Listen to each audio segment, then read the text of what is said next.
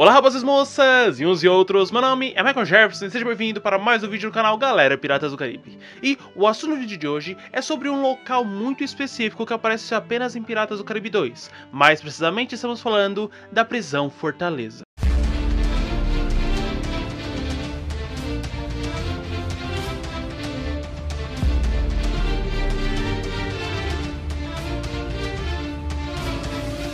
A prisão Fortaleza, ou Tarkin Prizer, ou prisão turca, que é como é identificado no fandom de Piratas do Caribe, ela é um local que aparece apenas no Piratas do Caribe 2, como eu falei. Mas ela tem uma certa importância quando o assunto é Capitão T e o Jack. Mas antes de começar, eu já peço a você, deixa o like, certo? Deixa o like, você às vezes sai e esquece de deixar o like, então já deixa o like, porque caso você... não gostei do vídeo, aí você vem e tira, certo? É mais fácil você botar agora e depois tirar a curtida do que você não curtir. E também se inscreve, por causa que eu sei que boa parte dos inscritos, das pessoas que assistem aqui não são inscritas. Então se inscreve, por favor. É alguns segundinhos que você perde ali, certo? Por favor, se inscreve. Mas bem, esse assunto em questão da prisão Fortaleza, ela foi recomendada por alguns inscritos. Só que infelizmente eu acabei não encontrando os comentários. Então eu peço a você, se você foi um dos que me mandou mensagem, que chamou ali nos comentários que eu acabei respondendo e que falou sobre a prisão Fortaleza, comenta aqui que o seu nome vai aparecer na descrição do vídeo com um agradecimento. Considerando que eu não vou pegar só a prisão Fortaleza, mas também o acontecimento antes de Piratas do Caribe 2,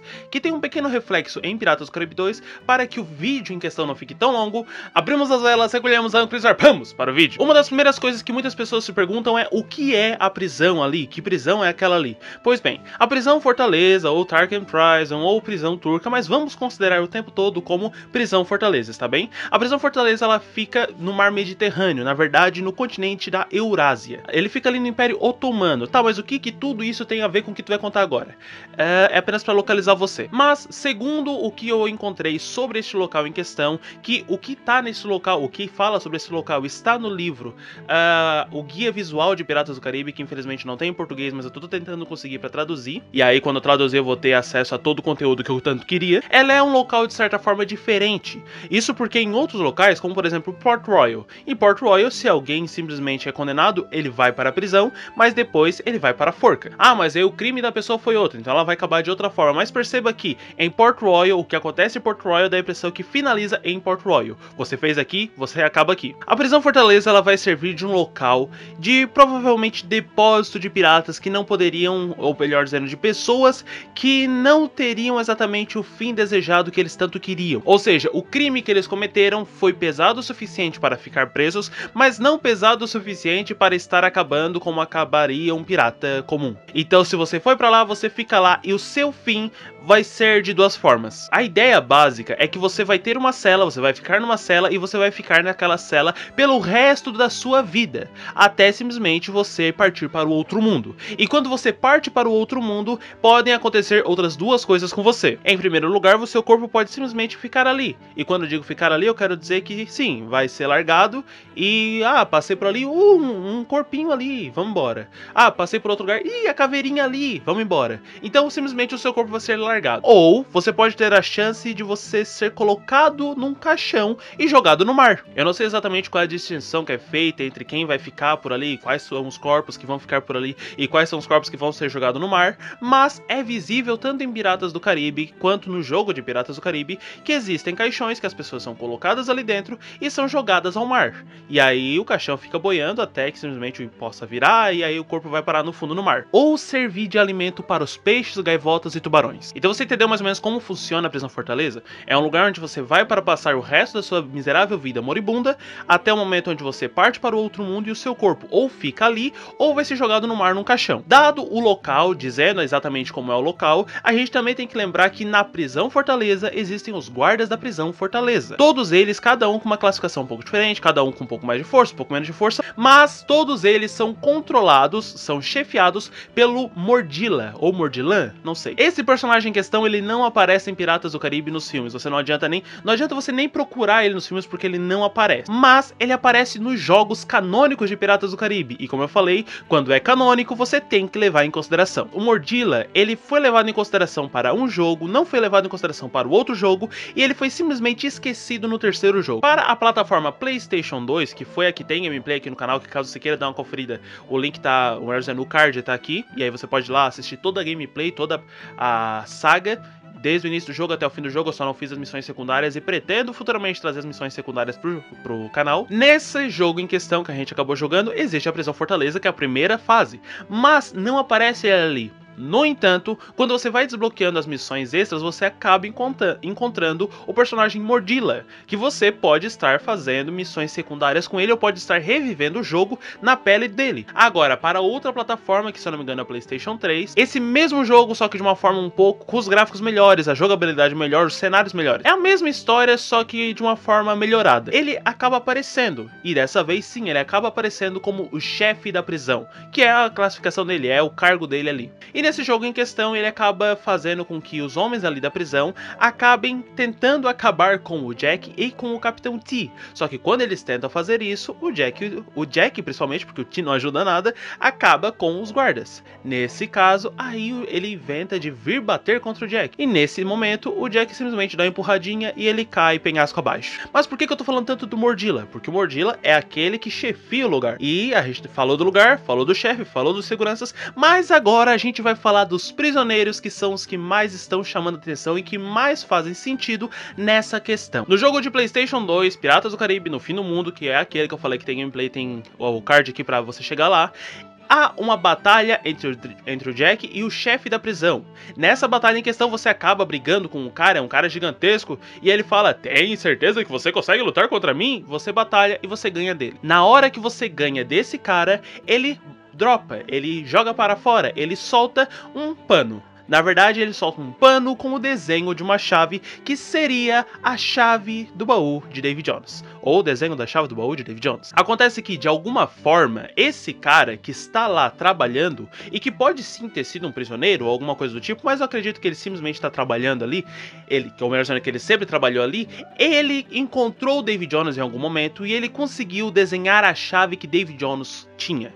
Mas por que ele tinha o desenho da chave? Talvez porque ele tinha um acordo com o David Jones. Vou deixar essa parte aqui no ar e vamos para outra parte. Percebe que esse vídeo tá bem picado, mas cada parte tem a sua divisão específica para que lá no final a gente consiga juntar tudo. Na versão que eu falei que o Mordila aparece e batalha com o Jack, nessa versão em questão a gente vê que não era só o Jack que estava preso na prisão Fortaleza, não. O pai dele, o Capitão Edward T. Sparrow, também estava ali. E nessa questão, ele é libertado pelo Jack. Mas perceba que nessa versão em questão, o Jack liberta ele. E na versão de PlayStation 2, ele aparece na porta do Jack, mas a porta já está aberta. E o Jack está ali descansando, e aí ele até faz algumas piadas. Tu ia dormir na tua própria execução, Jack? Acreditava que ia me despertar. Só falta 1 hora para amanhecer, Jack. 1 hora para escapar do nó da forca. Escapar? Minha palavra favorita de 3 sílabas. Você tem um plano? Sempre! Me segue, vai! Em resumo, é dito que nessa questão o Capitão T ajudou o Jack. Na versão de PlayStation 3, se eu não me engano, que é essa que eu falei, que o Jack acaba enfrentando o Mordila, o Jack ajuda o T. Mas qual é a questão? Não se sabe exatamente quem ajudou quem com exatidão, mas existe a grande chance de realmente o Jack e o T foram parar naquele local no mesmo dia e pelo mesmo motivo. Mas vem a questão, o porquê que os dois estariam ali? O porquê que Jack e T estariam na prisão Fortaleza?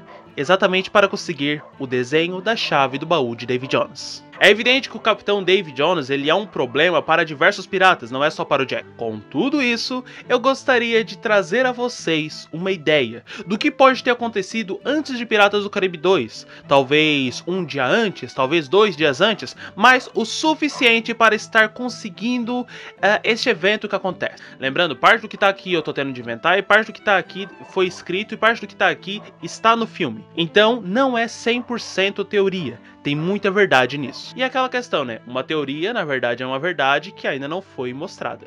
Então, se segure nas cordas, porque vai começar agora uma ideia do que pode ter acontecido 2 dias antes de Piratas do Caribe 2 iniciar. Ou melhor dizendo, 2 dias antes da fuga do Capitão Jack Sparrow.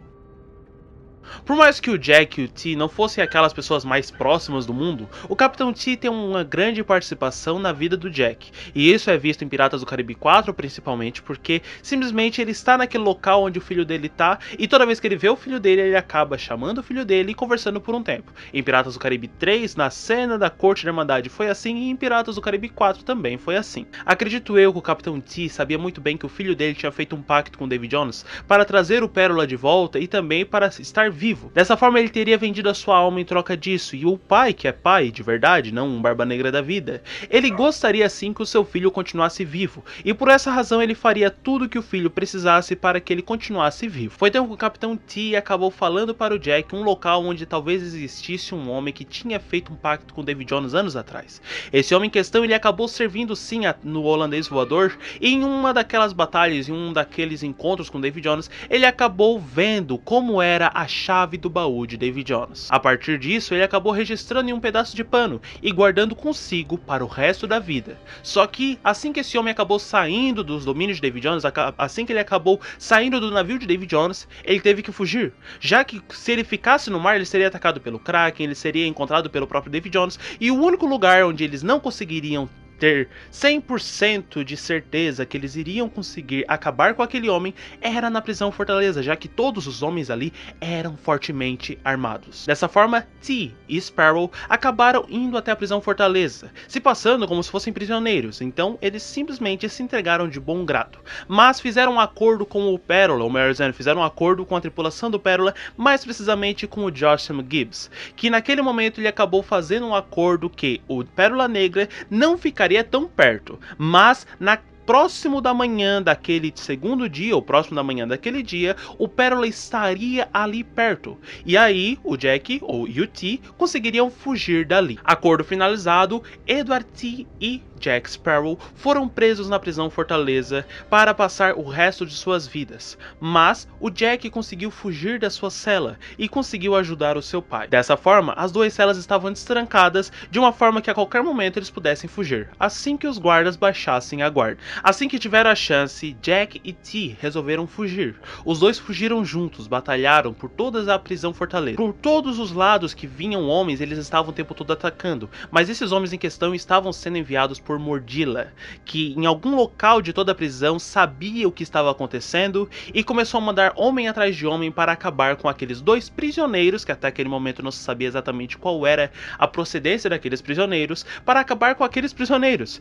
para que nunca mais eles conseguissem fugir. Primeiro foi mandado um pequeno grupo, depois um grupo maior, mas cada grupo que aparecia que vinha contra aqueles dois simplesmente sumia, desaparecia, morria, e logo depois eles tinham que mandar mais e mais homens. O que Jack e T queriam, na verdade, era, primeiro, fugir dali, é claro, mas antes de fugir, tinha um outro ponto: encontrar aquele soldado que tinha o desenho da chave do baú de Davy Jones, e conseguir o pano em questão, seja da melhor forma possível, ou seja da forma mais arriscada possível. Após todas as suas andanças, tanto do Jack quanto do T, eles acabaram encontrando sim, um grande homem que provavelmente fosse aquele que havia entrado na navio de Davy Jones, conseguido o desenho da chave e logo depois fugiu, ou seja, era mais um devedor de Davy Jones. Por mais que o homem tivesse a mesma dívida que o Jack, ele não iria entregar de bom grado. Foi então que o Jack acabou batalhando com aquele homem, e dessa forma o Jack acabou vencendo esse homem. O Jack acabou encontrando ali, pelas roupas, pelas vestes daquele cara, um pano. Neste pano havia o desenho da chave do baú de Davy Jones. Ele acabou pegando esse desenho, guardando, e aí sim eles resolveram fugir. Assim que Mordila descobriu que o Jack, ou melhor dizendo, que era realmente o Jack e o Capitão Edward T, que estavam na sua prisão acabando com todo mundo, ele foi pessoalmente contra os dois. Mas, quando estava acontecendo tudo isso, ele levou homens, é claro, para que esses homens fossem na frente, acabassem com o Jack, e aí ele tivesse mais facilidade. Acontece que Jack e T acabaram com os homens que vieram contra eles. E assim que eles conseguiram vencer os soldados, o próprio Mordila percebeu que teria de enfrentar frente a frente o Jack e o T. Sim, ele era chefe da prisão, mas ele era chefe da prisão. Ele não era um soldado, ele não era um excelente espadachim, e por essa mesma razão, foi de certa forma fácil para o Jack, quando se meteu na frente, acabar com o Mordila. Após alguns golpes e uma cotovelada, ele derrubou o homem pelo penhasco, que caiu lá nas pedrinhas. Logo depois, assim que isso acabou, Jack e T foram até o local onde haviam os caixões, e por ali os dois acabaram se escondendo em caixões. Uma coisa que é interessante aqui nos jogos mostra que o T foi quem empurrou o Jack no caixão, mas existe a chance dele ter empurrado o Jack no caixão e ter se escondido em um outro caixão. Dessa forma, quando os homens chegaram ali e perceberam que tinham dois caixões, ou que existiam vários caixões, não sabiam exatamente que ali havia acontecido naquele momento uma batalha, e com isso os caixões foram jogados ao mar. Um caixão foi para um lado, outro caixão foi para o outro. Em um dos caixões estava o Edward T. Sparrow, pai do Capitão Jack Sparrow, e do outro lado estava o Capitão Jack Sparrow, que foi remando até o Pérola Negra. E durante essa cena é que a gente acaba vendo as cenas iniciais do Jack em Piratas do Caribe 2, quando um corvo está batendo ali na madeira tentando rachar para entrar e comer os restos, e simplesmente toma um pequeno tiro, que é o suficiente para acabar com ele.